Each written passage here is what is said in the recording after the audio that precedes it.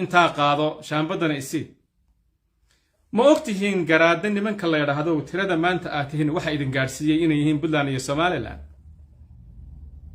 ma ogtihiin sharaftiina meesha ay la gaadhay inaadan xildhibaan shaambad siisaan laalush ka qaadataan ma ogtihiin halaaga ummadda u horseedeen ma soo ogtihiin maanta ismida loogu qadarinta badnaaya Puntland inay ku kala maqan yihiin khilaaf siyaasadeed oo ah nin xildhibaan sheeganaya ama xamar ha joogo ama ha joogo Garowe ma soo ogtihiin in laascaanood kun wiil madaxoodu yaallo oo aan laalush ka shaqaynay ma ogtihiin inaa u nugushihiin khilaafku hadduu idin soo dhex galo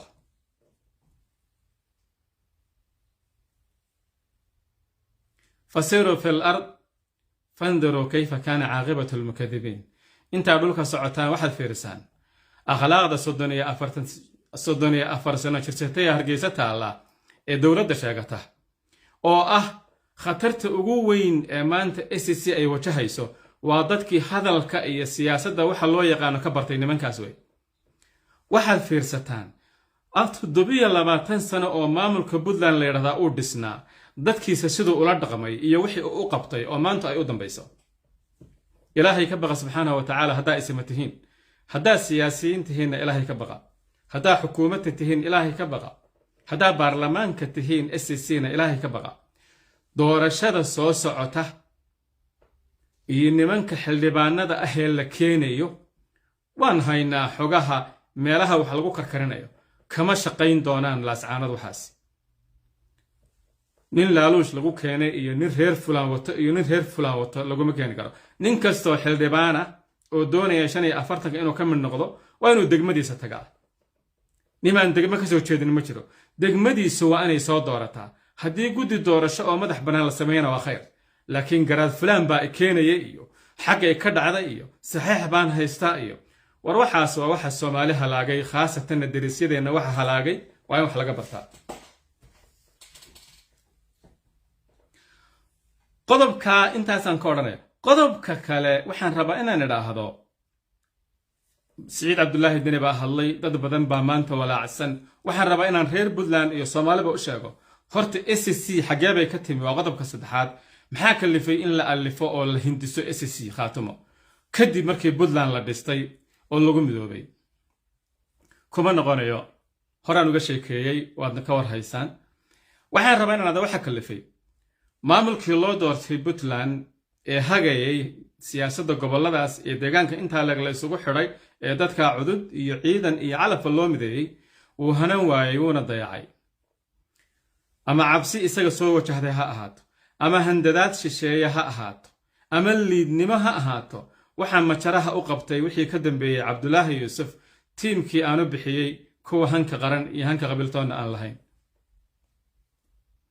waana tiimka maanta isaga oo boosaasa jooga hambalyada iyo gacan haadinta u diraya kuwa Soomaaliya kala goynaya dhulkii isaga loo dhaariyay qayb haysta calanka buluuga ah ee sharafta lana iyo dawladda Soomaaliya dagaalka kula jira waruuxu xishood darana meel ismaqayn kadib markii maamulkaas uu fashilmay oo dadka deegaankaas gacanta loo geliyay cadow very good example waxa idina ummadda Soomaaliyeedna ha ogaato dadka reer Puntland ha ogaadeen SSC khaatuman ha ogaato magaalada Tukaraq la yiraahdo 2007 iyo 2017 tobankaas sanadood waxay u ahayd caasimadda gobolka Sool kastamka ugu dakhliga badan baa u yaalay marka laga reebo dekada Boosaaso hal qol Puntland kama dhisin hal MCH oo gabadh ku dhashay kama dhisin hal station police oo qoftuuga loo qabto kama dhisin halkaas ay fadhiyeen laascaanoodna dadka lagu dilay darajada kuwii aanu tolay aan isdaba taagay oo Andreeska u xidhay oo daafta ka ilaashay oo daacadii aanu qabay aniga diirkayga iska daryeelayo inay dirin isaxshaan daluun bay intay igu rideen igu dabooleen waad Tukaraq 10 sano ilaa Muuse Bix uu ka qabsaday 2017 Tukaraq baa waxay ahayd caasimadda gobolka Sool hal qol kama ay dhisin waxa la yiraahdaa lacagta ka xiroon jirtay meeshaas idinkaa soo qori doonaa haddii marka dadkii laascaanood iyo dhulka SSC aad ogeydeen wixii ku dhacayay oo dil ahaa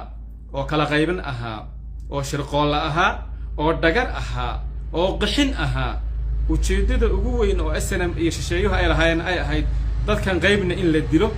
qaybna in la qaxiyo dadkan qaybna in la dilo qaybna ay qaxdo oo niyad jabto qaybna raaciyad laga dhigo waxaas waxay u dhacayeen waxay ahayd khayraad ingiriisku nimankuu qatalay oo qalbigu taabtay oo shisheeyuhu qalday oo kibirku soo qaaday iyagoo qabiil yar ah kuwii sheegtay qaran buuxa qarawga iyo nimankii la koray qaadka iyo beenta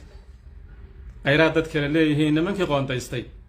xanuunkay qabaan iyo kuwii ciilka qarin waayey qowlaysatadii iyo tuugadii nagu qamaamaysay naarquutayaashii muddada qubayay dhiiggeenna wixii qaala allaahuda la yidhi nimankii qolshaxay qayimkii islaamka iyo kuwii xeerbe qaban waayey nimankii qiyaaskaba ka baxay la isku qiimeeyo nimankaasi ujeeddadooda ugu weyne waxay ahayd dadka SSC deganna in la xansuuqo la barakiciyo in yar oo la xukumi karo laga soo reebo ninkaa maanta hadlaya iyo keyrkiina waa daawanayeen haddii ilaahay subxaanahu wa tacaala nasrigiisii iyo cadaaladiisii ay timi oo dadkii halkaa deganaa ilaahay qalbigooda isu dumay subxaanahu wa tacaala ehelkoodna ay garab siiyeen ujeeddadu waxay ahayd laba qodob Puntland iyo SSC khaatumo wax khilaafa oo xuduud dhuleedihi kama dhaxayso degmo Puntland maanta ay ka taliso uma socoto SSC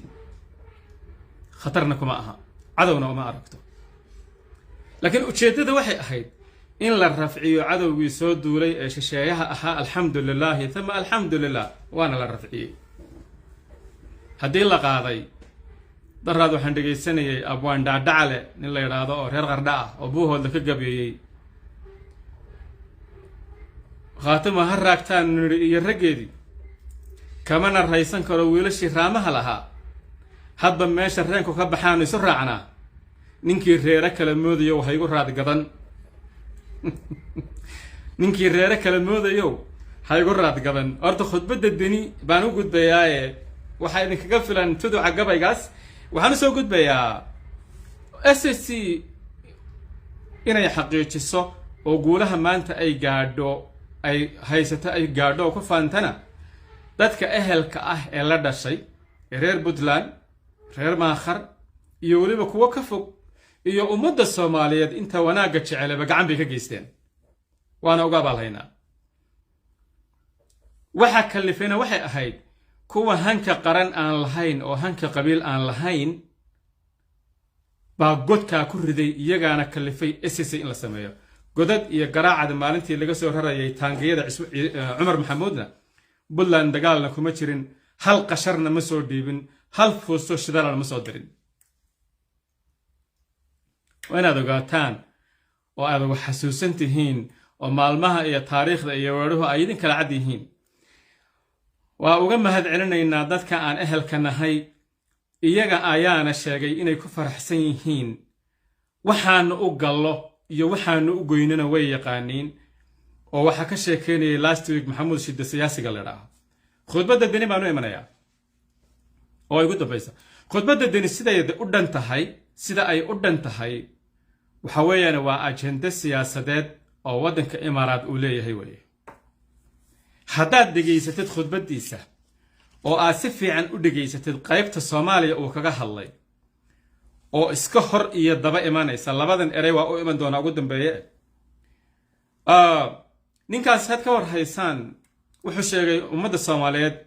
wax qura oo maanta ka dhaxeeya inuu yahay baarlamaanka federaalka gabadh reer Puntland baa gudoomiye ku-xigeenka ah tirada aad ogtihiin oo ciidana baa loo dilay cag inaanay soo dhigin dhulka Puntland nimankii isagu uu xushay markii doorashada loo ballamay nin iyo deegaan ah deniyow dekanadaad gashay iyo dacar waxaad qooshay dil qorshaysan iyo daalinimo dhagar waxaad duugtay deris iyo sokeeye isu nacay adi daraadaada doqonkiiyo dilaalkiyo waxaad xulatay dookhaaga damiiriyo ninkii diin lahaa aad xilba u diiday duqaydiyo waxaa duubabkiyo diiday samadoonka culimmada ducaadda ah waxaad dacal ka dhaafaysay derajada ilaah baa baxshay aa si xun u doontay nimankii uu xushay oo uu xamar la aaday oo xildhibaanada federaalka ah isagu uu ka dhigay oo gabadhaas guddoomiye ku-xigeenka aqalka sare ka noqotay ay ka mid tahay cad ayaa loo diiday inay dhulka soo dhigaan puntland iyagiibuu maanta la hadlayaa garoowe inay yimaadaana uma ogola bal xishood darrada ilaahay baan idinku dhaarshay meeshaa ka muuqata fiiriya wuxuu yidhi puntland waxay doonaysaa dowlad sharci ku dhisan midnimada waddanka ilaalisa cid aan u danayn dhaqaale aan ka samayn miyaanu ninku ismaqalayn miyaanu isdhigaysanayn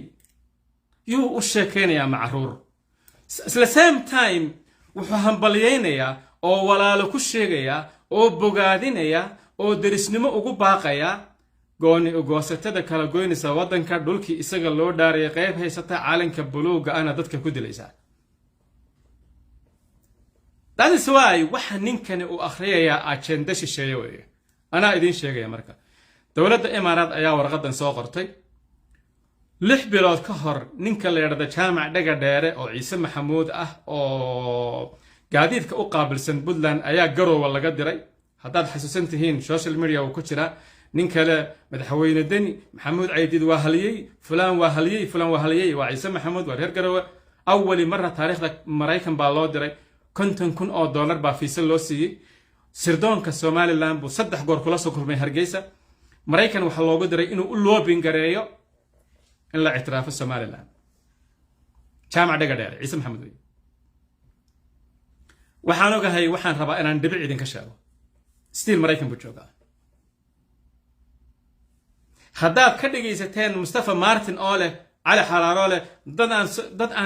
dad aan ahayn somaliland u dhalan baa u ololeynaya isheeg aqoonsiga somaliland waa reer puntland waa dhalinyaro majarteen u loobin garan in la aqoonsado mustafa martin wuxuu kaga jawaabay xildhibaan ilhaan baa xataa ka fekeraysa